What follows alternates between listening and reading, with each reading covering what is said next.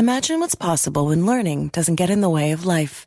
At Capella University, our game-changing FlexPath learning format lets you set your own deadline so you can learn at a time and pace that works for you.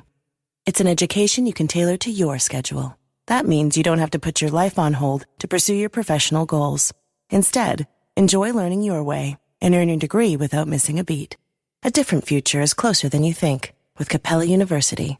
Learn more at capella.edu.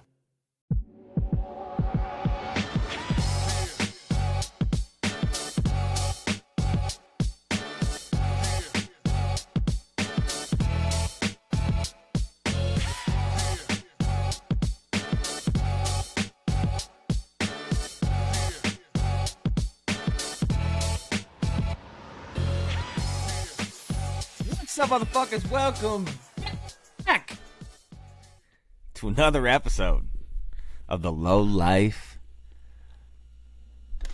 fucking podcast. That one's not going to sound good. God damn it! I tried to back away from the mic. No. I think that one it definitely peaked. We got up into the red. Fuck. Which is barely. Should we retake it? No. That'll be good.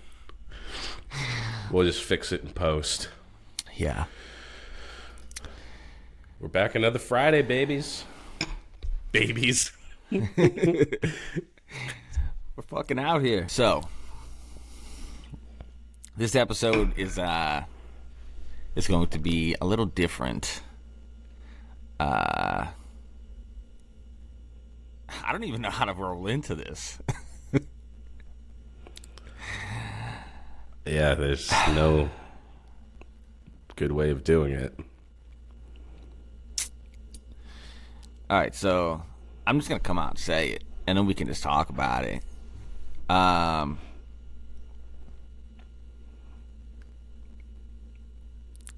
God, it's hard to even say, bro. Oh, man. Listen, hopefully you guys will watch this on YouTube so you can see that this isn't just dead air, that I am actually moving my head around and like trying to fucking cobble my words together here. Listen. After 6.5 years,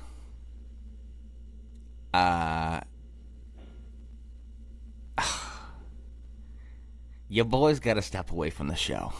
Oh. That hurt my fucking heart. That hurt my heart, dude.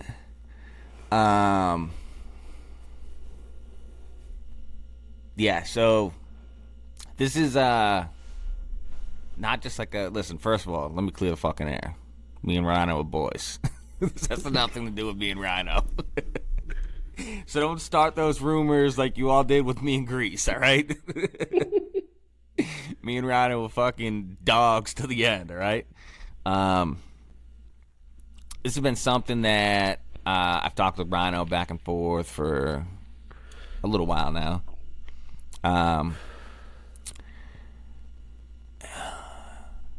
It's crazy because I've been doing this every single week for 6.5 years. Every single week I've done this. Every show in the Northeast I've made it to. Traveled down the East Coast to shows. Still made episodes when life was real fucking weird at times. So it's weird to say it out loud. That this is going to be it. Good news is it's not the end of the podcast. Rhino is going to keep this bitch afloat. He's adopting my baby. He's now the dad. Stepdad. Yeah, with a clause of no child support. It's going to be a good show still, okay?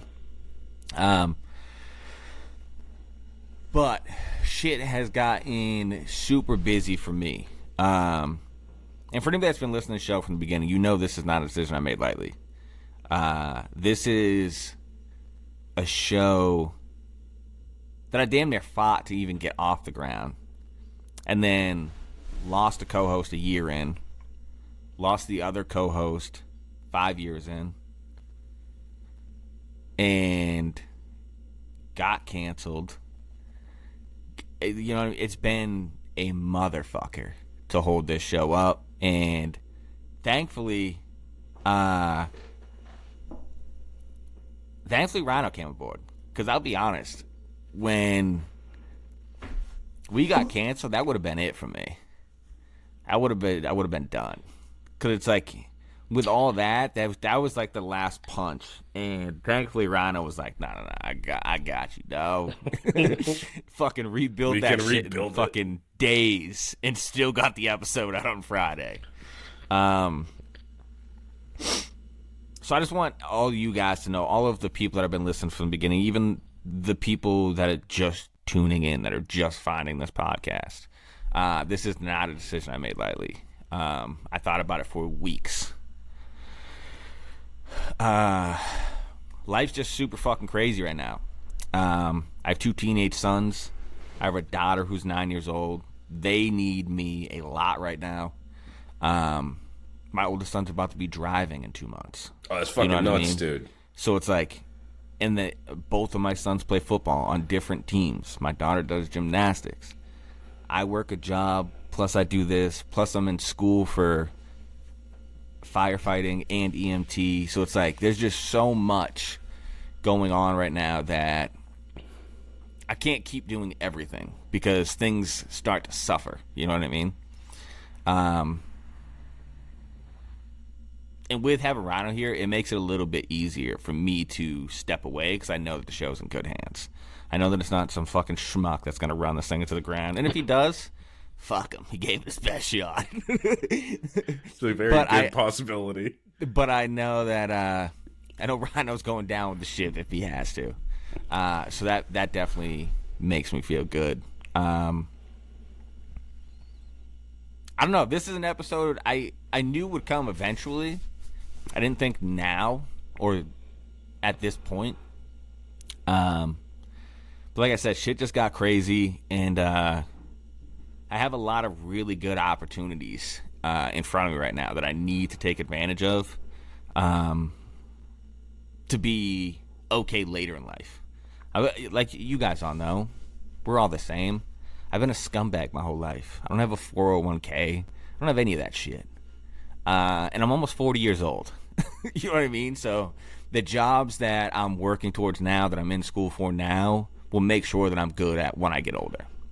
So I got to make sure that I take that serious. Actually, real quick, I just found out like today that by 45 you're supposed to have $500,000 in your 401k. Yeah. I don't even have I don't even close. have health insurance. Okay. So I'm just trying to do what's best for me right now. And believe me, it fucking hurts to do this episode. I hate walking away from the show. I hate that there may be people that are pissed off about me leaving. I hate feeling like I'm letting people down. But I got to make sure I take care of me and the family first. You know what I mean? And I got to make sure that I take advantage of these opportunities that I have right now. One thing I do want to say is this isn't me never coming back onto the show. I'll come on anytime Rhino asks me to, as long as it's not every week. Tricked ya. But I'm more than happy to do an episode a month or every 2 months or quarterly or whatever the fuck Rhino needs. I'm happy to help him with whatever he needs.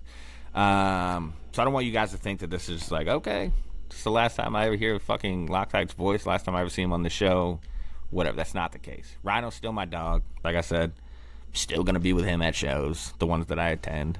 Still going to be on here whenever he needs somebody.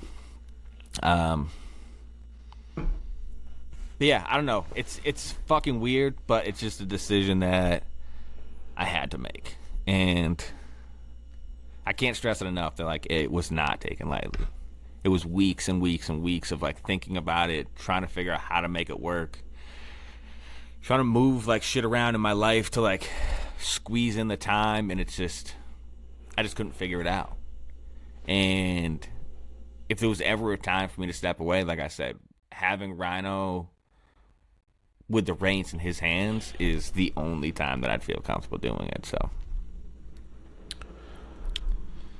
yeah, I want to say a couple things too about that. Is like, you know, when the question first came up, you know, like you're like, is it time to end this? You know, and we were both thinking, is this the end of the show? You know, yeah, and it's cool that, you know, because this is your creation, you know, but since day one when I came on, I felt like a partner, you know, and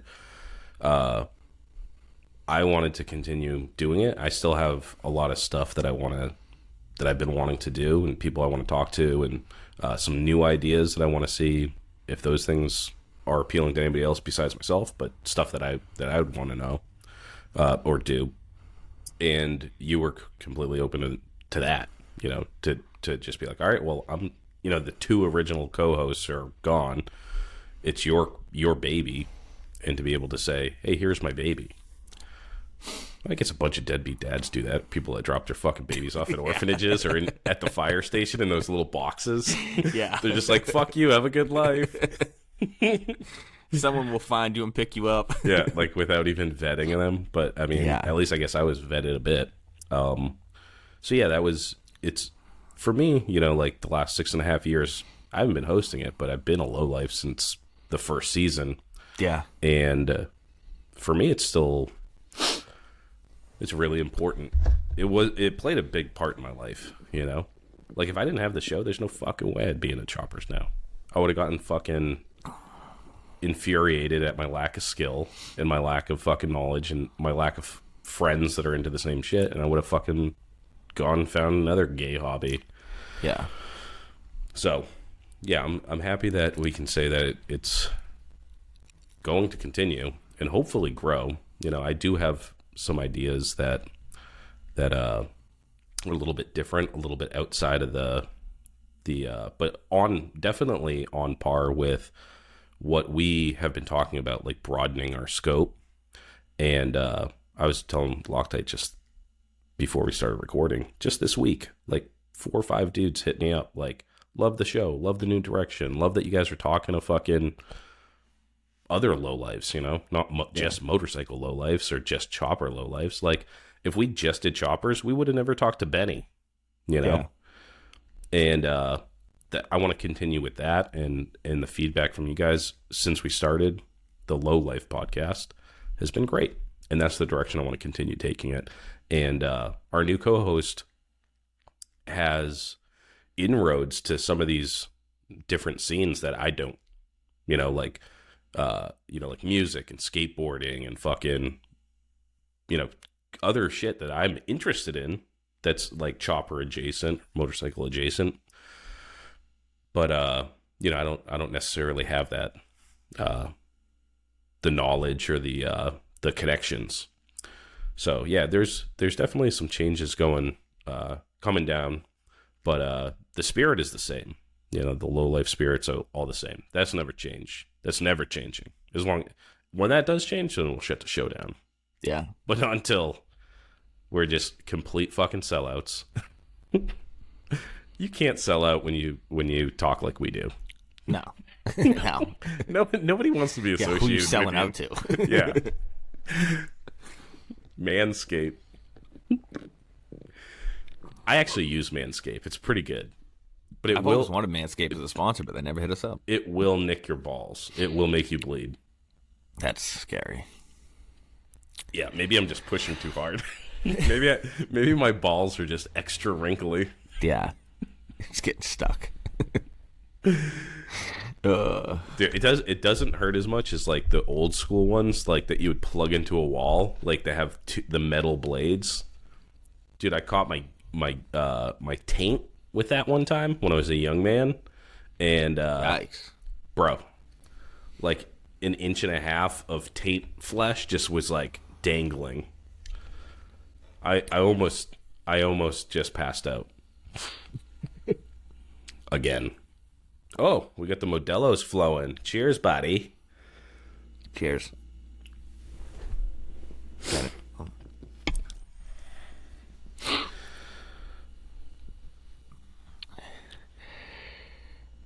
Ow. That hurts. Yeah, it does. It does. And the reason it hurts is, like, it's not about me being on the show. It's that, like what you said, what this show started for, why it's still here, is to help people that are coming into this hobby. To let them know that they're not the only fucking dumbasses fumbling around in the garage. And to help them make acquaintances, meet new friends, get to shows they never heard of. That's why the show has been as successful as it is. That's why this show is almost 7 years old. Okay? Anybody can start a fucking podcast, but to do it for 7 years, you gotta be on to something. You know what I mean? True. And that's the one thing that this show has always held strong onto. Even when we made the switch and started talking to other people outside of choppers, we're still talking to the same people. Talking to people that are in their garage wrenching. And those are the people we always support.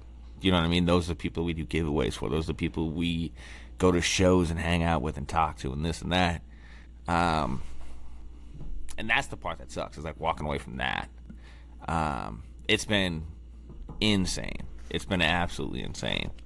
The amount of people I've met and the amount of people I've hung out with and traveling up and down the East Coast to shows, building bikes, getting in magazines, fucking becoming friends with CEOs of companies. You know what I mean? Like, in my phone, like, I have Tyler's cell phone number. Not Lowbrow's number, Tyler's number. Bill from fucking Biltwell's phone number. Steve from Deadbeat's phone number. Was able to talk to Tom Fugel's fucking nephew. You know what I mean? It's like, those are the things that are cherished. You know what I mean? It's not the hype and people like, oh, that's fucking Loctite and Rhino or Loctite and Grease when you go out. I don't give a shit about that. The connections have been insane. And getting to help people, like, through their bullshit has been fucking huge. And there was one story, and I'll say this. I think we're 4 years deep, and I was burnt out. So fucking burnt out. Or maybe it's 3 years deep. I don't remember. It's 3 or 4 years. And I was just so fucking burnt out because I was traveling to Grease's house every single week. We weren't doing it remote like this. For any of you guys that are throwback fucking listeners, we were always in studio. And the in-studio sessions were fucking hype, dude. I was pounding Jameson on a fucking Tuesday night. You know what I mean? And I was fucking burnt the fuck out. And back then, I was working 60 hours a week. And I remember talking about, like, hey, I think we probably need to slow it down. Maybe go to an episode every 2 weeks or just not do this anymore. And, like, that came with, like, I was building more bikes. I was doing the Greasy Dozen. And, like, there was just so much other shit added to it. So I was just getting so burnt out. And I'm not going to put all the details out on this story, but had somebody reach out and essentially was like, hey, man, I just want to let you know that in my darkest time, when I was sitting in my garage with a gun in my lap,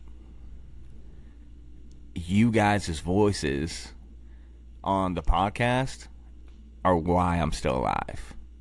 Because I feel like I was in the garage with my friends. At that point, I was like, I don't give a motherfuck what I'm going through. You know what I mean? If I do this for another 20 years and help one other person like that, it's worth it. And that's like another reason where it's like, it feels good to help people. You know what I mean? Especially people you've never met. And I know, like, it's easy for us to take it for granted because to me and Rhino, we're looking at each other through a fucking computer screen. We don't see the hundreds or thousands of people that are listening to us on Friday. You know what I mean? It's just me and him talking bullshit. We can't grasp and understand the amount of people that are listening to us on their way to work, or the amount of people that are sitting in their car homeless, or in a fight with their old lady and they're in the garage and the show's their escape, or fumbling their way through a build and hoping that we touch on the fucking topic that they're stuck on. That is the coolest fucking feeling of this show. Is like knowing you're helping people without even knowing you're helping people. And to touch on like what you said, when you said you still wanted to do it, it was a no-brainer for me to be like, yeah, I kind of fucking was hoping that you would say that. Because I don't think this show is done. I don't think this show has offered everything it has to offer. And honestly, I was hoping I made it to that point where this show made it to the point where it was no longer necessary. And it's weird. I thought we were there a couple times. And I talked about this on last episode where you have that wave. Where it's like you have all these people that you come up with. Like the first 2 years, we had this group of people. The Connecticut guys and the Jersey guys and these guys. We're all close-knit like fucking family. Hanging out at every fucking show. And those people move on. For some reason, I don't know. I don't know what it is. Those people move on. And then you think, okay, we've done what we need to do. And then it's a whole nother fucking row of people that come in. And those people hang out for 3 or 4 years. And they move on. Because they get what they needed out of the show. Mm-hmm. But unfortunately for us, or fortunately, however you want to look at it, there's always going to be that next wave of people coming into this, hopefully, that need this information, that need the guidance, need to know where to look, how to find information. So I'm pumped that you're going to keep it going. And I honestly think that there won't even be a stumble in the growth of the show. I think it's just going to keep going the way it is. I think it's been on the up. Like you said, people have been hitting us up since we swapped over and started broadening the spectrum on this fucking show. And they love it. And I don't see that slowing down at all. I think this show has many fucking years left in it. One thing I wanted to note, there's a lot of young bucks hitting us up. And there's a lot of young bucks coming up. In their 20s. Like, a dude hit me up, I think today or yesterday. 21. He's like, should I get a Sportster, an 03 Sportster, or a Dyna? Get a fucking 03 Sportster and chop that bitch. And that's the next wave, dude. These young kids, I can't believe how many, like, I was joking about it months ago, but, dude, the Utes, the 20-year-olds, they're getting into this shit early, and God bless them, because, you know, I didn't get into this shit until I was almost 30, and it's like, now I'm making up for lost time. But that's the next wave, dude, is there's young kids that are interested in this shit. I say young kids, they can drink beer and fight for our country. So, but I'm an old man now, so. But yeah, the work's not done. There's still going to be, you know, hey, if I can fucking inspire someone, you're in a rough place in your life. But I'm happy to be there for you. Yeah. I'm happy to do that.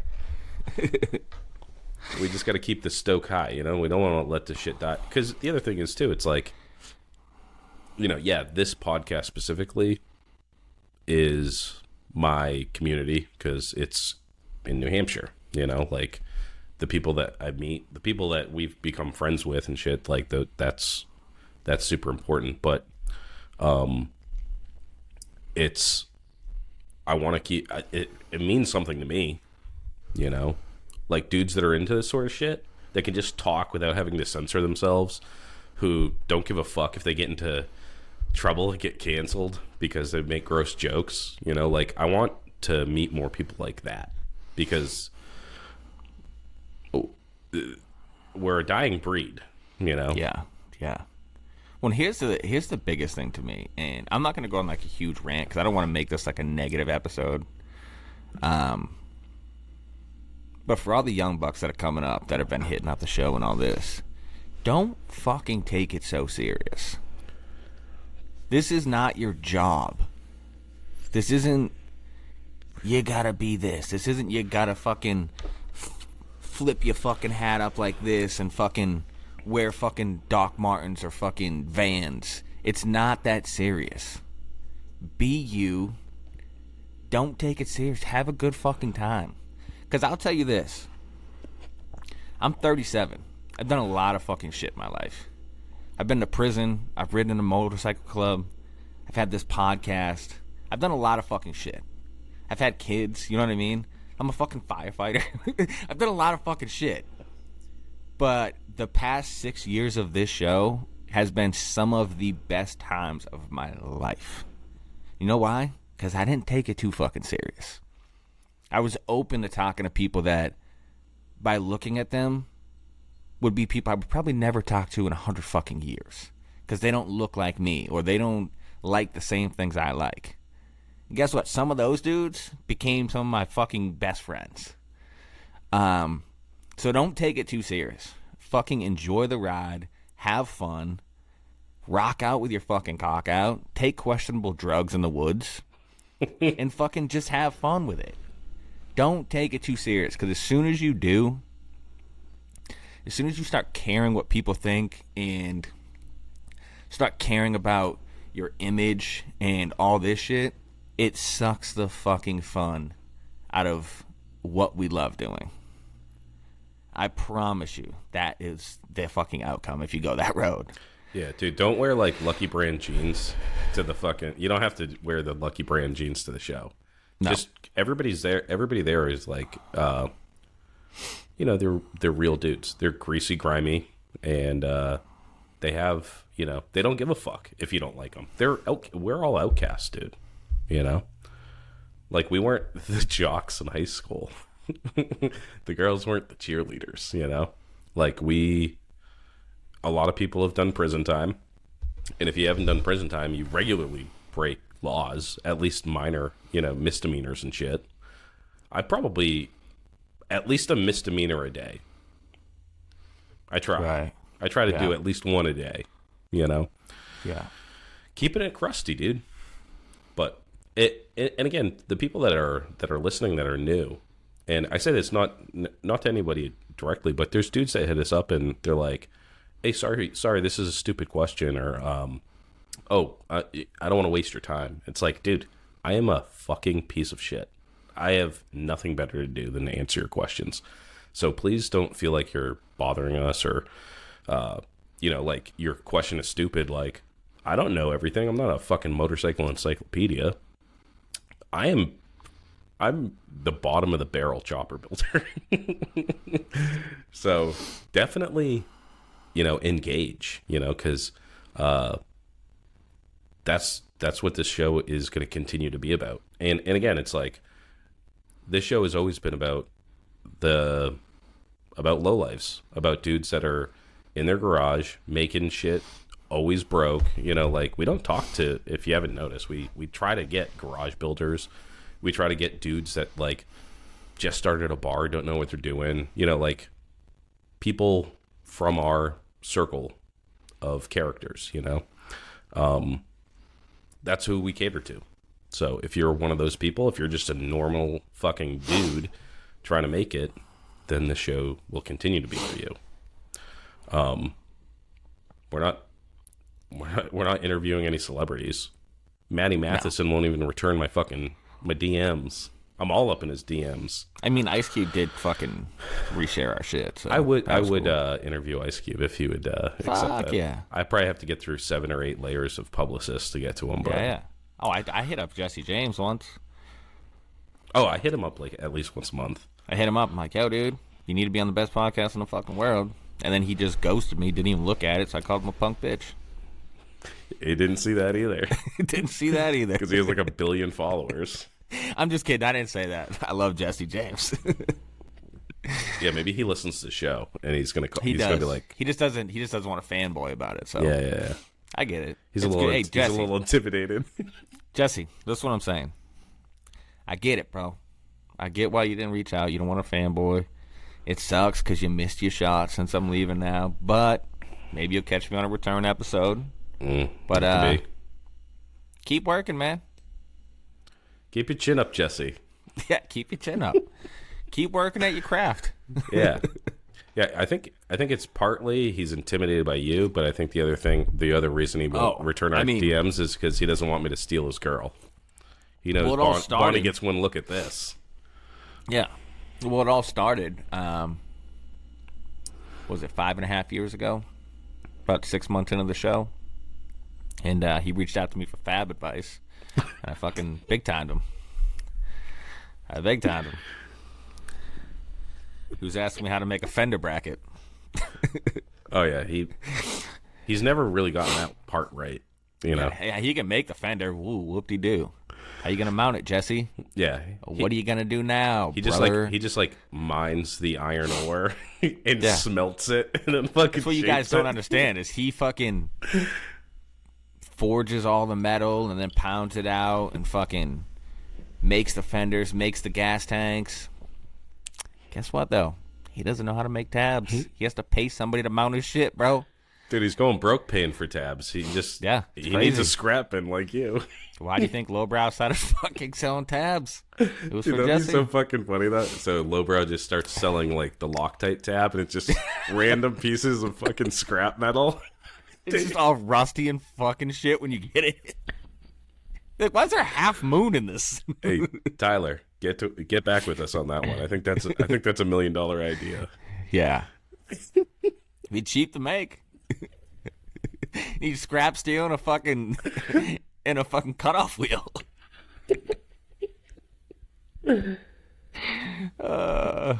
Fucking hey. Damn, dude. Yeah, it is end of an era. And I'm super sad that we're not going to have this time every week. But I'm glad that you're open to definitely coming back on the show. And I'd like to do more of my favorite episode of all time was the one that I was on, of course. But the one that we did where everybody got way too drunk and we got gas poisoned. The grass-fed beers. Oh, yeah. At the Christmas party one? Yeah. Yeah. It was the best. Yeah. I want to do more stuff like that. Have more in-person interviews and that do shit like some was round fun. Dude, that was like one of the funnest nights. And then That at was the end a of lot the of night, fun. Grease was just like, "All right, everybody get out of here," and everybody was too drunk to drive. Yeah. Yeah. Yeah, that was a lot of fun. Yeah. And then all the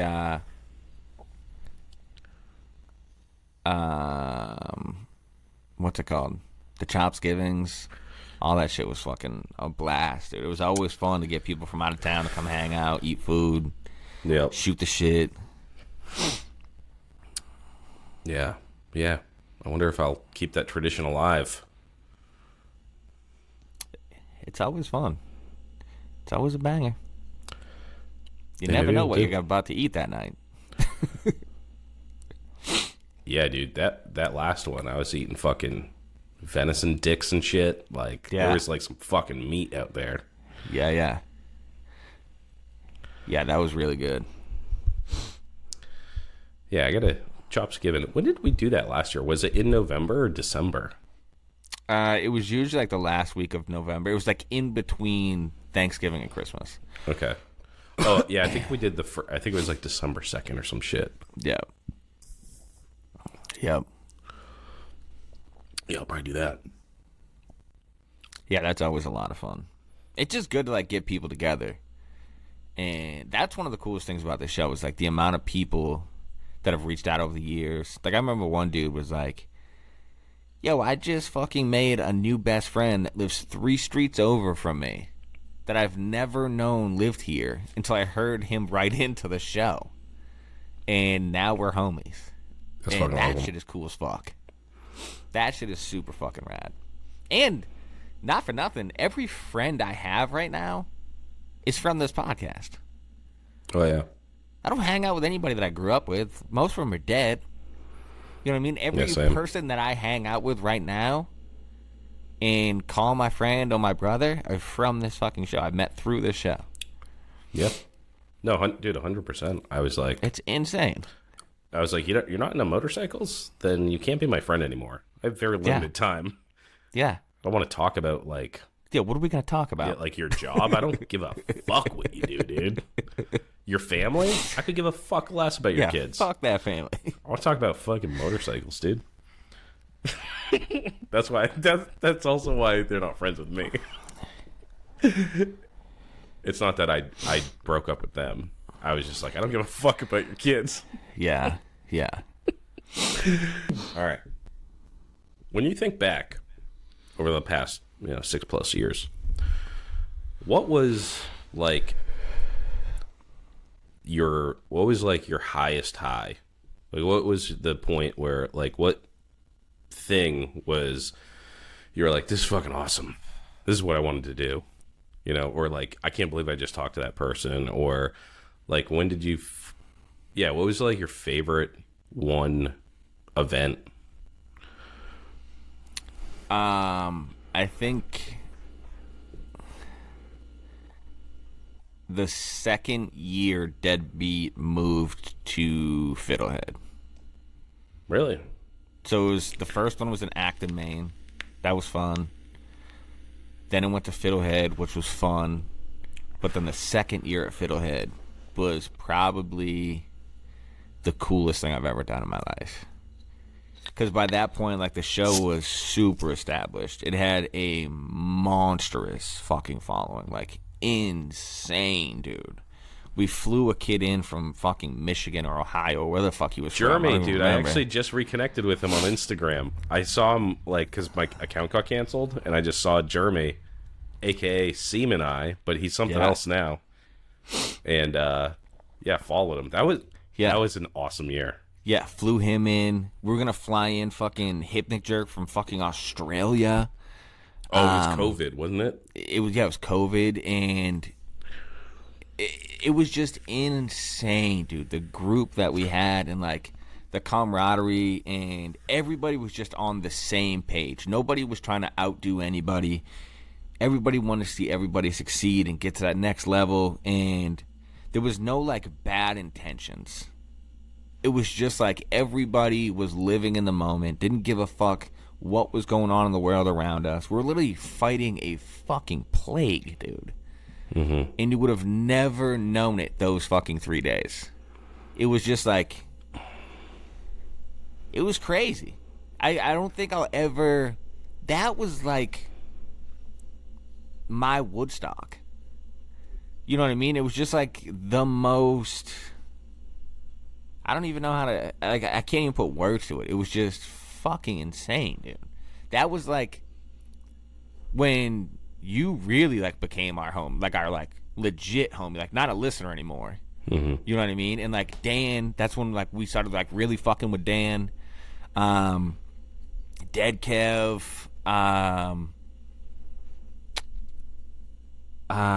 who the fuck? Rob the Crazy Gentleman, Amy, it was just Chopper Fisher.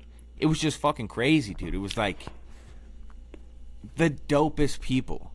Everybody like genuinely fucking cared about the next person, like they were fucking family, like they grew up together.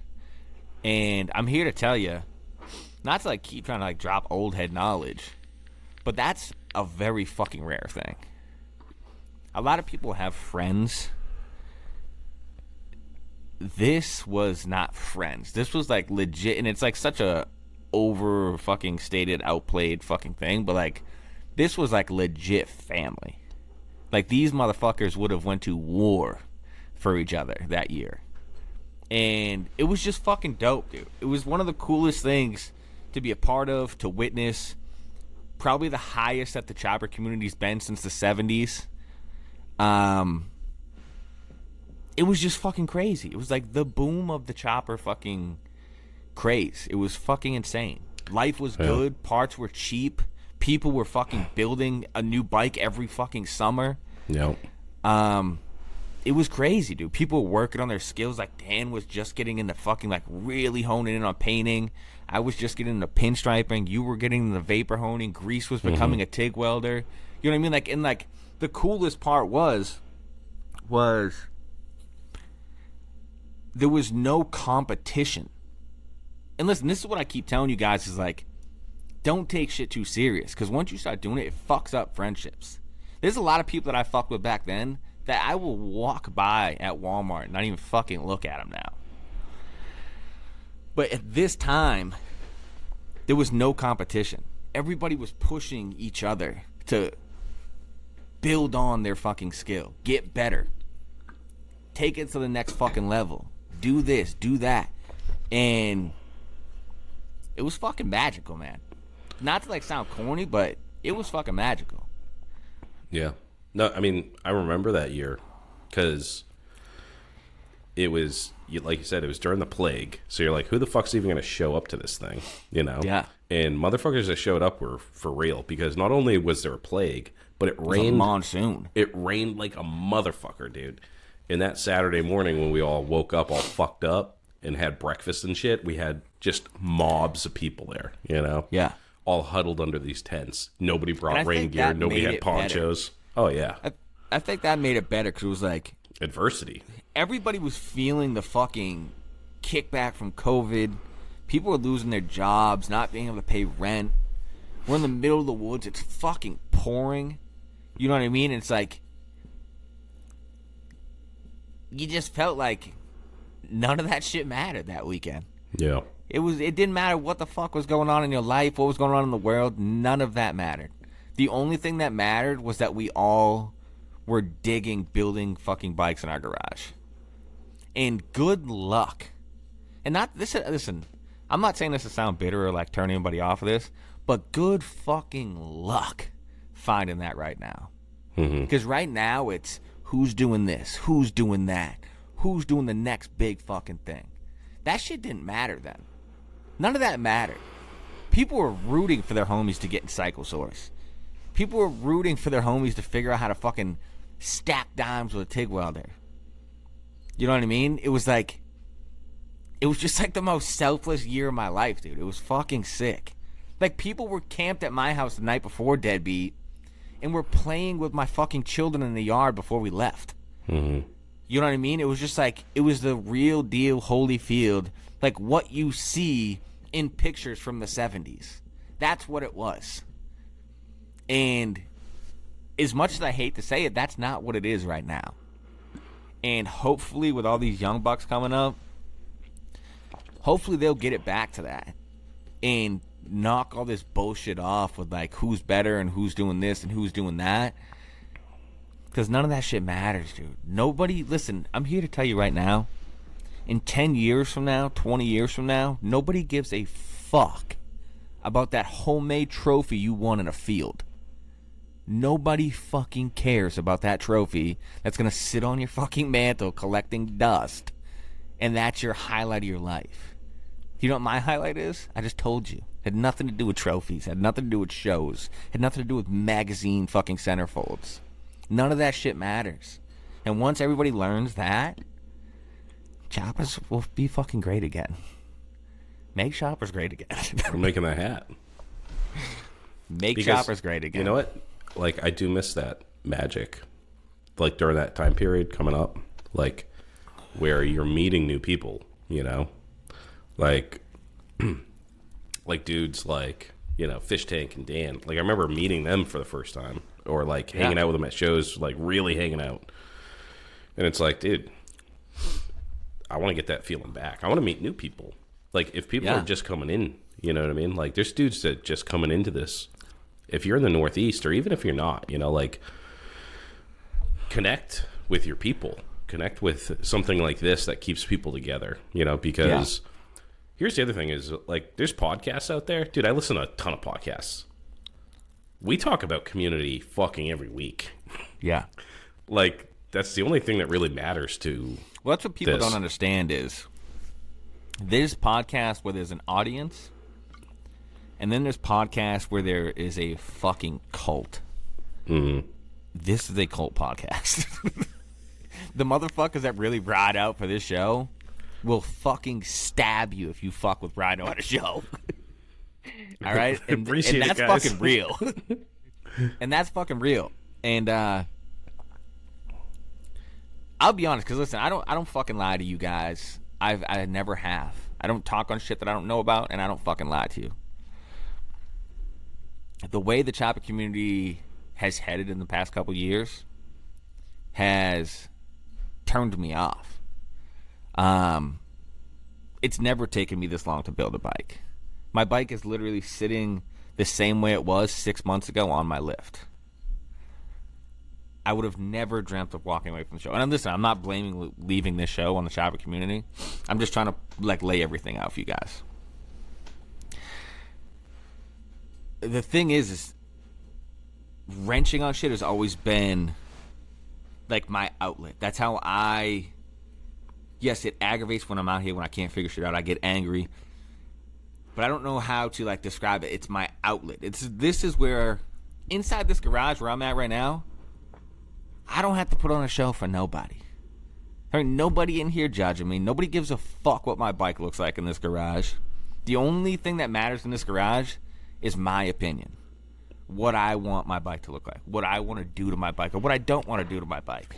Or what I like about bikes. And what bikes I don't like. And the way shit has spun into the Chopper community started turning me off from that. And it started making me not even want to be involved. Not wanting to go to shows. Not wanting to associate with people. And that's not me. You guys know I'm the motherfucking person of the people. Mayor of Choppertown. But it's just when you come from where this show started in that era of the Chopper community to where it is right now, it's very fucking different. And I need to step back before I step out, if that makes sense. I can't let whatever's going on in this community fuck with my outlet in life. And that's why you guys are probably wondering, where the fuck's Loctite at this show? Why is he at this show? Because I fucking didn't want to be. And that sucks. That's a shitty fucking feeling. That when my boys are riding to a show, I don't want to go because I don't want to fucking talk to anybody else at that show. That's a shitty feeling coming from where this community was a few years ago. Just literally 2 years ago, 3 years ago. It sucks to see that. And like I said, I'm hoping the Young Bucks will bring it back to what it used to be. Hopefully people just smarten the fuck up and realize it's not a popularity contest. It's not a contest on who can do it better. The cool thing about Choppers was hanging out with the people. It's not the bikes. Nobody gives a fuck about your shitty fucking bike. You know, all these bikes are shit boxes. We all suck.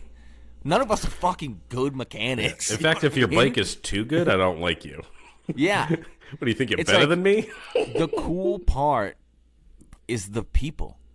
It's cool hanging out with people that like the same shit you like, that go through the same struggles you go to. Because guess what? It's not easy to relate to people's struggles. But when you build Choppers, it's pretty fucking easy.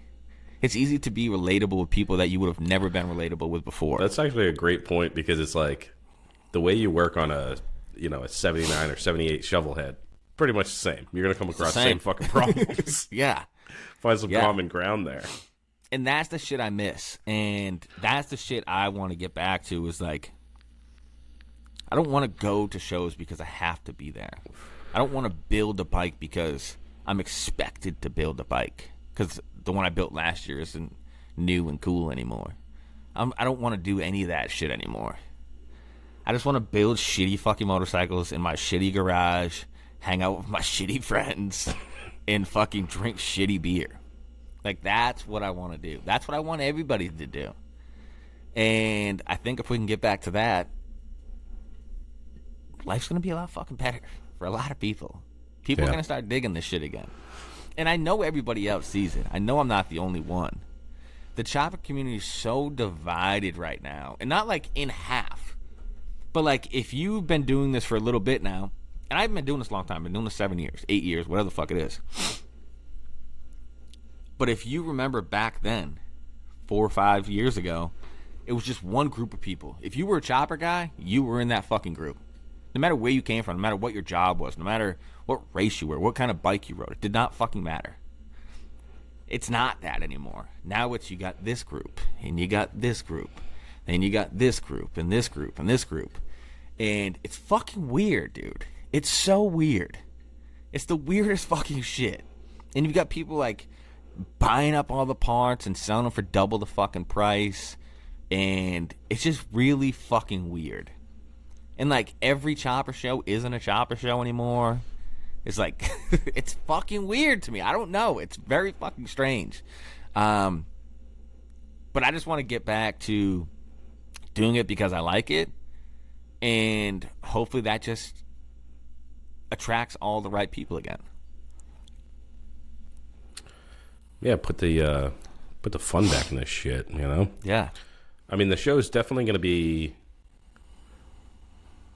sillier because I'm a silly guy. But the spirit's the same. And it's about community. It's about finding, you know, bringing people together. About by the way, too, it's like some of the people that we talk to that are just garage builders, they're so fucking amazing. Yeah. You know, like they're so smart. They're so good at what they do. But they're not in Bill Will's People's Champ, or they're not on fucking, I don't know. That's like the apex of the chopper scene, right? Yeah. They're the Dick Allens of the world, dude. But they're really good at what they do, but they don't market it. They're just normal dudes that just have a passion for the shit. And it's like, that's what the show is always going to be about, is definitely motorcycles at the center. I'm a chopper guy. There's nothing better looking, nothing cooler than a chopper in the world. No. And hands down, best, coolest motorcycle. But I like other motorcycles too. I like hot rods. I like drag racing. I like demolition derbies. That's the cool part about it. Is just like all those things you just named, drag racing and hot rods. It's because somebody built it. Yes. Anybody can go to Harley and buy a bike. Listen, I have a Softail. I'm also one of those guys. I didn't go to Harley and buy it, but I just have a factory bike sitting in my garage. But the cool thing is that I also have bikes that I built from the ground up. I have a car that I've built. You know what I mean? Like, that's the cool part, is like seeing, when you look at somebody's bike, you're not looking at like, oh, he used this gas tank and these wheels. You're literally getting to see how that guy's brain works. You're seeing the inside of his fucking brain when you look at his bike. And it's the same thing with people that like art, and they go and look at fucking art on a wall, which is weird as fuck. But I guess they probably think it's weird that we walk around parking lots and look at art. You know what I mean? Yeah. But I think that is the biggest thing, is people need to stop taking it so serious and just fucking have a good time. Yeah. But it's also about, you know, like there's like a Venn diagram, you know, like of people that are your people, you know, and there's dudes that I hang out with that they're in a hardcore band or whatever, you know, and they don't build bikes, right? They might just ride a bike. They like motorcycles because that's part of the Venn diagram, you know. It's like there's overlap in these different areas of life, like criminals and fucking people that commit casual crimes every day, and you know, like punk rockers and fucking like, they have the same principles, you know, they're part of the same community. And that's why we decided that we wanted to broaden the scope of the show. Is like, I love tattoos. I love hanging out at tattoo shops, talking to tattoo guys. Like, I want to bring them on the show, you know, and that's not something new to the show. We've been doing that forever, right?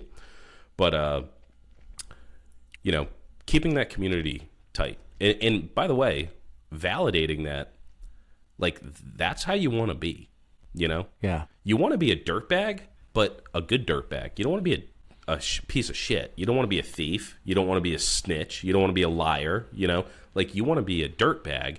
You have absolutely nothing, but you give your buddy the most expensive part off your shelf because he needs it for his build. You know? Yeah. Or, oh, your buddy broke down. You're going to spend all fucking night grinding so he can get his bike together so he can go on that fucking ride over the weekend or get to that show. Be the right kind of dirtbag, you know, the right kind of low life. But that's why we're going to continue doing this. And like I said, it's like, it's amazing to think. The thing that blows my mind is this came out of fucking New Hampshire, out of the Northeast. Yeah. Like, I was blown away when that fact dropped. And it wasn't like a dude, because I was seeking out any kind of motorcycle content that I could fucking get my hands on. And it was all California, all West Coast, like maybe some people in New York, but like definitely not New Hampshire or Massachusetts or Rhode Island. And now, dude, all the dudes that are up here doing this, like Oxford Co-Choppers and fucking Burke's V-Twin and like, all, you know, obviously Chopperhead, but all the New England dudes doing this shit. New England's on the fucking map now. Dude, before everybody was like, "Oh, California this, California that." Plum Speed New England's Cycles, on the dude. motherfucking map. Probably one of the coolest bikes I ever saw was at the hill climb. You know, the fucking Deadbeat custom Clash, and yeah, dude, it's fucking amazing. All these amazing builders and fucking really creative, cool people. It's awesome going to shows and seeing these dudes, and I'm just so impressed. It's like, because they're all normal dudes, but they do it out of love, and it's like, you gotta respect that at the very least, because it's hard to stay active doing this shit, you know. Yeah.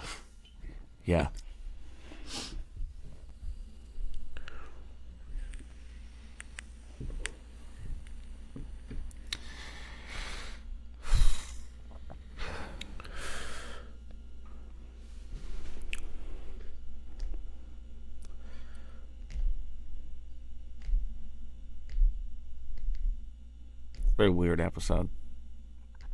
It's all right to let you, as a man, it's okay to let a single tear roll down your cheek. You get one.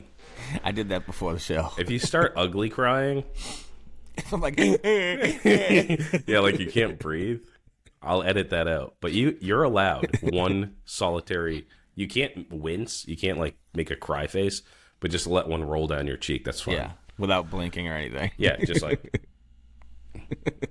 Or actually, you should look more stoic, like. And it's not even a tear; it's just a snot bubble. Dude, that's a baby shit. Snot bubble, that'd be great. I'd be like, all right, you're fired from the show. You don't get to quit. Yeah. It's just hard to grasp. It doesn't even feel real. Because this show's just been my life for almost 7 fucking years. I didn't think you were going to actually go through with it. It's just constantly thinking about this show. What's next? What's the next guest? Thinking about the sponsors, thinking about shows that are coming up. New equipment, fucking, you know what I mean? It's just like, my life has literally revolved around this podcast. I've planned my life around this podcast for almost 7 fucking years. And it's hard to think of like not doing that. But I don't know, man. It's not something that I'm happy about. I'm not like, yes, finally, that burden is fucking gone. But it's like it's a feeling of like, I don't really know how to like put it into words. It's like, I feel like I've accomplished some shit. I think I've worked on like who I am as a fucking man. I've been tested on like where my morals lie because of this show. I've learned a lot about fucking people. I've learned a lot about marketing, sales. And these are all things you don't think you'd learn from a podcast. I've learned about fucking human behavior. You know what I mean? I've learned a lot from this fucking show. The show has really has made me who I am right now. It's made me more of a go-getter. It's made me like more of a fucking hustler. It's made me like crave the knowledge and want to push myself. You know what I mean? Before, I've always just settled for like, I'm a blue-collar dude. I do construction. That's what I've done my whole fucking life. And then not until the last 3 years have I started pushing myself. Like, hey, motherfucker, you're capable of more. And not trying to get too fucking deep and like make this like a fucking soap opera, but all of that relates back to this. From being in the garage and pushing myself. Like, yeah, you could do it this way because it's easier. Or you could fucking step out of your comfort zone and make it fucking cooler. And, I don't know, man. Just like, I feel like surrounding myself with the right people. Like you and Dan and Dead Kev and Chopper Fisher and Fish Tank. And just so many people. John, Luke, like all these fucking dudes have pushed me to like be better. You know what I mean? Like, go for it. And now I don't do construction. I'm a fucking manager of a Q. I'm a QC and safety manager on a fucking Navy base. And have a fucking interview in 2 days to be a fucking maintenance and security manager of a fucking unit that has like 8,000 people in it. And by the way, this is not me saying I'm being a CO, because I'm not. That sounded real CO the way I described it. It's not. But what I'm saying is, it's just, this show has taught me, don't accept the easy way. And yeah, I've learned a lot of fucking life lessons here. I've grown up here. The show just caught me in like a weird time in my life. I like wasn't out of jail that long when I started fucking doing this podcast. I'm still trying to figure out my fucking life. And now I feel like I've done a lot of fucking good things. And it feels fucking great. I feel accomplished. But sad at the same time, because I know there's more people that will get used out of this show. But happy that Rhino is not fucking leaving and has the drive and wants to keep this going. I think that's super fucking important. Yeah, and I'm just going to say, because I know you don't want to stroke your own dick, but don't stroke your own dick, because that'll definitely get us canceled again. But I'll do it under the desk. There was no New Hampshire chopper community until after the show. And really, I would say New England. It brought together all of New England, you know. And that in and of itself is something to be proud of. Yeah. And again, changed the trajectory of my life, you know. Like I said, like, dude, I was just getting projects like barely to a point where it exceeded my skill set, you know. Like, I remember looking at I cut the frame of a fucking 1980 Harley, my Ironhead, and I just had a cut frame. I ruined the bike that I spent all this money on, and then the hardtail, you know. And I'm just like, what the fuck, dude? I don't know any welders. I don't know how to weld. I don't own a welder. But the show, you know, inspired me to buy a welder. It inspired me to get into, like, to start a side hustle business, you know. I owe that all to the show. And then, again, just like the people that I've met through the show, and it's like, oh, I finally found my fucking people, you know? Like, because, dude, I'm a white-collar dude. I work in a fucking office. Those aren't my people, dude. I don't fucking do water bubbler talk and shit. Yeah. I don't give a fuck what's on Netflix. People that I like to talk to are, you know, dudes that overdose on Adderall out in the forest or get naked when they eat a bunch of edibles. Yeah. Like fun shit, you know? Reckless fun shit. So, you know, definitely got some big shoes to fill. I feel like, you know, it was easier when, you know, you were still here, right? Like when Grease left, at least the, you know, part of the Lowlife, you know, the actual founder of the Lowlife podcast or Lowlife Chopper podcast was here, you know, and can learn. And I learned a lot, you know, And I'm excited for the future, and I'm excited for all these ideas that I have, but at the same time, it's like, hopefully people dig it, because it's going to be, it's different, right? Like, I've been around long enough. I think hopefully the people will stick around, and I hope you guys do stick around, because we have some pretty big plans for the shows in the future. But just make sure you keep Loctite honest here, and if he hasn't been on the show in a while, blow up his DMs. If you want some Loctite, you go to his DMs and you just blow him the fuck up and be like, listen, get back on the show. I'll say this,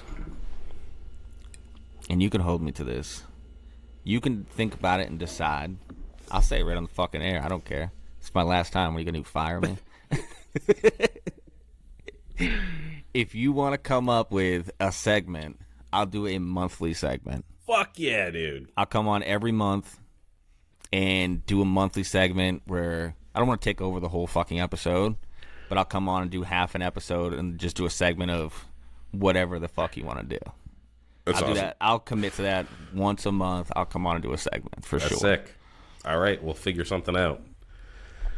Because, again, I don't want to just walk away from this in a hole. And not because, like, I have, like, oh, I need to have my hands in this. It's not that. This show has never been about that.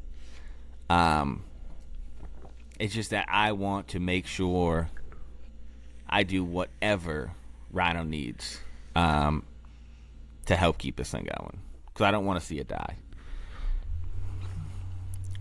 Yeah, dude. Hopefully I age out of it and I have to pass it off to someone else. Keep this fucking thing going forever, dude. So fucking cool. That would be awesome. It'd be so cool. I got a lot of spunk left in me, so I'll be around for a minute, but... Yeah, you got to go at least 6 years. Yeah. I'm going to count how many episodes you got to. Actually, what is this? This is like 328 or something. So I'll do 328 episodes, and then I'll pass the torch off. It's the new thing. Oh, man. Yeah. Give it to someone younger that has, give it to one of those 20-year-old kids. As long as they're not little assholes. Yeah, they'll be 30 by the time I hit 328 episodes. Yeah. Fucking A, dude. Yeah. It's kind of... This is a weird night. It's a very weird night. It's not a night that, It's a night that, like, eventually has to come. Good things don't fucking last forever, you know what I mean? Like, a podcast doesn't just last forever. But it makes the night a little bit easier knowing that the podcast still goes on from here. Bro, you know what I mean? If we decided mutually to end the podcast, I'd be a hell of a lot sadder right now. Yeah. I would have at least a single tear roll down both cheeks. Yeah. I'd have to edit one of the tears out. Yeah. So that definitely makes it a little bit easier to digest, knowing that the show doesn't end here. But it's still super sad. Like I said, it's been a huge part of my life for a long fucking time. But I look forward to fucking seeing what Rhino does with it. He's going to offer a lot of other things that I've never been able to offer, or Grease, or CP, for any of you fucking super long-time listeners. Blast from the past. It's nice. It's nice to have some fresh eyes on it, and I've heard some of the ideas, and I'm fucking loving it. It's kind of, isn't it? It's kind of weird that it's become what it is. Like usually the podcast is just you, right? Yeah. I don't know of many other. Can you name any other podcasts where the original hosts change and they keep it going, like a TV show? No. Where they just like replace one of the actors? No. And they don't say anything, and they hope the audience doesn't notice. Yeah. But that's the thing, though, is like, that goes back to what we were saying, is this show has never been about me, or was never about Grease, or never about CP. It was never about CP. you. It was literally never about CP. But he can't still be listening, right? I'll have you know, I did reach out to CP 2 years ago. Oh, no shit. And made amends on everything. Told him I hope he's doing well. I heard he had another child. So we squashed all that beef, which was super fucking nice. It was like a weird weight lifted off me for some reason. I don't know why. Chopper Bob is actually the one who influenced that. But like I was saying, so this show has never been about any of us. This has always been a community podcast. As gay as that sounds, it does not matter who is on this screen every week. I mean, I guess it does, because you can't have some fucking shit turds doing it. But this show has always been about the community. And what? A shit turd. A shit turd cucka. It's the shit. You know what I mean? It's when the shit takes a shit. Yeah, it's never been about the fucking host. It's always been about the community. And that's why this show is different from all the other fucking podcasts that you probably listen to. It's never about, like, us. It's never been about us. It's always been like, let us fucking help you, or you help us, because sometimes we're dumbasses. And I think that's the coolest part, is like, every host that's been on here has openly said, I don't fucking know. There's never been a time where, like, people have come on here and been like, tried to bullshit their way through a conversation. And I think that's why this podcast has been so successful, because people relate to it. We don't come on here and act like we fucking know everything. We don't come on here and try to be master mechanics. We don't try to be like the fucking cool guys at shows. I think that's why this podcast has such a fucking crazy following. And I said, people have literally said it's like a fucking cult. Psychosaurus, when I did an episode on their podcast, it was during the end of year voting thing where they like put up all the different categories, and they even said, they're like, dude, you guys' following is like a fucking cult. When we put out best media, when we put out the award for best media and told people to vote, they tagged Lowlife Chopper Podcast 5,000 fucking times in a row. Yeah. They just wouldn't fucking stop. And they're like, yeah, we get it, but is there anybody else? You know what I mean? I remember that. It's like, this isn't the voting part. Yeah. So for like a company like Psychosaurus to acknowledge how fucking crazy the following is for this show was epic. You know what I mean? And like, that's an achievement in its own when you have companies like that look at this show and they're like, their fucking following is ridiculous. And that's what makes Lowlifes fucking cool. Is like, we don't have to have ever met before. But I'll tell you what, I see you at a show rocking a Lowlife shirt and somebody jumps you, I'm gonna fucking stick that motherfucker for you. I'm down. I'm down. I'll get his ass for you. If you listen to this show, I have your back. Yeah. And that's why I've never understood people like, I was gonna say what's up, but like, listen, motherfucker, that's why we do this. It's for you, not us. Yeah. And that's my favorite thing about this show. That's the coolest thing about this show over any fucking places we've ever been, any guest we've ever had. That is hands down the coolest part about this show. Is like, the people that follow this show are genuine fucking people that really give a fuck and really appreciate us grinding out every fucking week. Bro. And also, over 6 years, never missing an episode on a Friday. Never. That's insane. Never. That's it. Listen, go listen to any one of your other podcasts. I guarantee they've missed. Especially if they're not doing it professionally. Like, yes. Yeah, if they do it as their primary job. I'm saying, you don't get paid, motherfucker. Yeah. Like, just as a hobby. I also want to do an honorable mention because we talked about what my favorite thing ever was. I think my favorite point in time was definitely that deadbeat. But an honorable mention of one of the coolest things I ever did was Brooklyn, for sure. Oh, yeah. Just like being with those dudes, because that was like one of the latest things that I've done in my life, and that was with people that have like stood the test of time, and people that I know legitimately give a fuck about me and like care about what I'm going through in my life.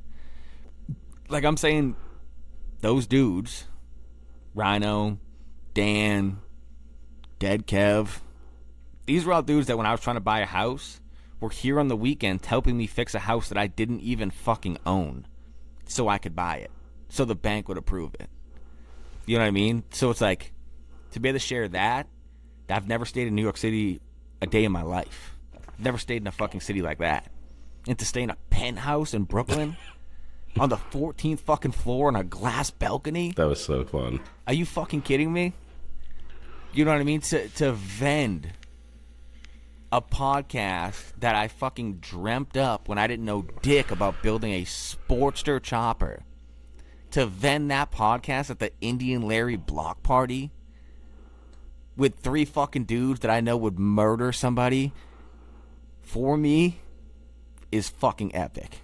That's epic. That's like one of a fucking kind, once in a lifetime type of fucking thing you get to experience with people that like, you know, got you. So I feel like that was an honorable mention I had to fucking put out there. Yeah, dude. Yeah, and special shout out to Bougie Billy who made the trip up there. Hopefully, I want to see some proof of life, Bill. I haven't heard from you. Seen him post There's much. been a couple of motherfucking hurricanes, bud. There's supposed to be a big one coming Wednesday, Category 5 to Florida. A 5? Yeah. You poor Bad. fucks. Holy Bad. shit, All dude. of our fucking Florida guys. I know you guys are going to get drunk in the backyard. Fucking hunker down, boys. They're going to be fucking... I'm going to be seeing Drink- Bougie Billy next summer. Are you? I'm taking a trip to Florida, and last time I seen him, he was like, yo, when you get to Florida, hit me up. I'm taking you guys shark fishing. Fuck yeah, So dude. I'm supposed to be going shark fish with Bougie Billy in Florida. That's gonna be fucking It's awesome. going to be a lot of fucking fun. That dude is fucking so cool. Yeah. Super fucking rad, dude. Yeah. And that's another thing about this show is like the people that we get to meet. Like I said earlier, it's people you normally wouldn't cross paths with. Mm-hmm. You know what I mean? Like, how would we have ever talked to a dude in Florida? How would we ever talk to a dude like Dewey Things in fucking Colorado or while he's in Japan? Mm-hmm. You know what I mean? It would have never fucking happened. Or like John Luke. You know what I mean? Right. He's become like fucking family himself. And like Ray Lanzillo. Like all these fucking dudes. It's like these are dudes that we probably would have never known that have become like really good fucking friends just because we decided to talk shit on Monday nights into a fucking microphone. Yeah. It's insane. And it's like, I'm here to tell you, as a 37-year-old fucking white Caucasian male, it's not easy finding people like that. In life, it's not. There's a lot of fucking scummy people on this earth.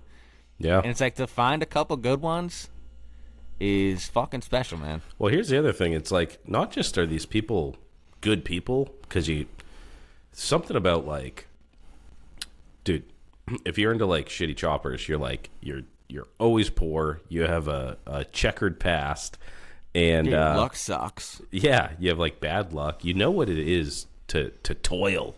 You know what it is to have adversity. They're always the best people, you know? Like, they're always the most giving people. They're always the most, like, you don't find that in your normal life, you know? Like, your neighbor, they'll, like, fucking snitch to City Hall if you didn't pull a permit for your fucking porch or some shit, you know? Like, Yeah, fucking stupid. We don't belong in this time, you know? Like, it harkens back to a time, like, back in the day when dudes, like, you're a firm handshake and your word was solid as oak, you know? And you cared about that kind of shit. And that's the kind of people that you find. But furthermore, they're interesting. You know, like, Yep. dude, I could talk to John Luke all day. All day. He's such a good fucking human. Yeah, and he's into super cool shit. He builds lamps. He does fucking motorcycle shit. He makes fucking hot sauce. Like, dude, interesting people you meet too, you know? It's been too long since we've seen John Luke. John Luke. We gotta link up, buddy. Yeah. We should have went to Trog, dude. I know, dude. It looks so fucking sick. I still haven't been. That's been one of my things that I've wanted to do We forever. should plan to do that next year. I'm down. Yeah, 100% I'm down. I'm in. It just snuck up on me, and I was like, fuck, dude. And I want to do shows like that I haven't done yet. Yeah. Yeah, you should definitely, like, even though, like, that would be a good thing to do, too, is, like, when we go to shows and shit, make sure you make it out with us, you know? To scare everybody off so they don't talk to us. 100%. I'll just sit there, not talk. Just stand in front of the fucking tent like this. Yeah. Fuck yeah. I'm about it. Have some peace and quiet. Just kidding. Yeah. No, but dude, Trog looks sick, and I saw a bunch of the homies went, dude. Fucking sick, dude. And just for anybody that is like, oh, we're never gonna see fucking Loctite again. Look at this, motherfuckers. Do you see this? Oh, fuck. That is for fucking ever. I have Lowlife tattooed on my fucking hands. Okay? Your boy is always going to be a Lowlife. I've always been a fucking Lowlife. I'll always support this fucking show, even when Rhino does weird shit and like switches it to a chicken and pie fucking podcast. Still gonna support it. Still gonna share it every Friday. You know what I mean? Still coming on and talk about fucking pies and our chickens. We'll do a Pie Guys Part 2. Yeah, I will always be a fucking Lowlife. I will always be on this show when Rhino needs me. And I'm always down to fucking go cause a ruckus. And are we just going to end it? Do you have any... It's hard to. I know, like... well, here's the thing. It's not goodbye. It's just smell you later. Because you'll be on. Yeah. You've already said once a month we can have you on. We'll figure out what we want to do for that. And, yeah, definitely shows. And when we're hanging out, do some in-person shit. And hopefully, again, everybody, stay tuned. See what we have in store. Because next week we're going to unveil who the new co-host is. I'll put up a poll. I think everybody probably already knows. But I'd like to see who everybody suggests. Because that was fun last time when I came on. Yeah, that was fun. That was fun. And listen, hold me to it. If you and this new co-host guy are like, yeah, man, that sounds like a good thing, let me know. Yeah, I'm down for a monthly keep fucking on saying thing. guy. In him. It might be a girl. Maybe You're letting out too much now. It might be a gal. Yeah, don't be giving hints like that, bro. Come on. God, you just like knocked it in half, Cuzzo. Oh, fuck. Listen, so I don't want to drag this on and like make it like a weird podcast where like we just keep trying to not end. So I'll say this. This is what we'll end it with. I appreciate every single thing that this show has done for me. I appreciate everybody that has backed every single fucking move I've ever made since I started the show. From voting to get us in Cycle Source, to my bike being in Cycle Source, to my pinstriping, to when I had my fucking vinyl heat press fucking business, to my towing business, to literally everything I've done, you guys have fucking backed 1,000%. And I cannot thank you guys enough. And like Rhino said, this is not goodbye. This is not me just never coming back again. I'm here forever. Just not going to be here every week. But I'm here forever. Whenever Rhino needs me, I'm fucking here. And the show has been a huge fucking part of my life. And I definitely will not forget the people I've met, the times I've had, the knowledge I've gained, the friends I've made. It's been huge. This has literally been a chapter of my life. Think about that. I'm 37 years old, and I've been doing this for almost 7 years. You know what I mean? So it's like, this is a good chunk of my fucking life right here. And I can say without a doubt that it wasn't a wasted chunk of my life. So, without getting too fucking sappy, I'm not trying to ruin my fucking street credit here. I'm still a gangster motherfucker. But listen, I love all you guys. Thank you for all the fucking support. Do not drop off of this podcast. I promise you what Rhino has in store is not far off from what we've been fucking doing anyways. If anything, it's only going to be better. As you can see in the past year that he's been here. Stay here, support my boy, just like I'm going to. Like I said a couple minutes ago, once you're a low life, you're always a fucking low life. No matter who the host is of this show, this is always the Low Life fucking podcast. It'll always fucking be here. There'll always be somebody here to help you fucking get through your bullshit, whether it's motorcycles or your wife's being a fucking asshole or your kids suck or your job fucking sucks. Somebody will fucking be here. And right now that guy is fucking Rhino, and I'm proud as fuck that I got a dude like this to take over something that was super important in my fucking life for the past 7 years. So listen, I love all you guys. Thank you for fucking rocking with me for the past 6.5 years. I'll fucking see you soon. And one more fucking time, it's Friday, motherfuckers!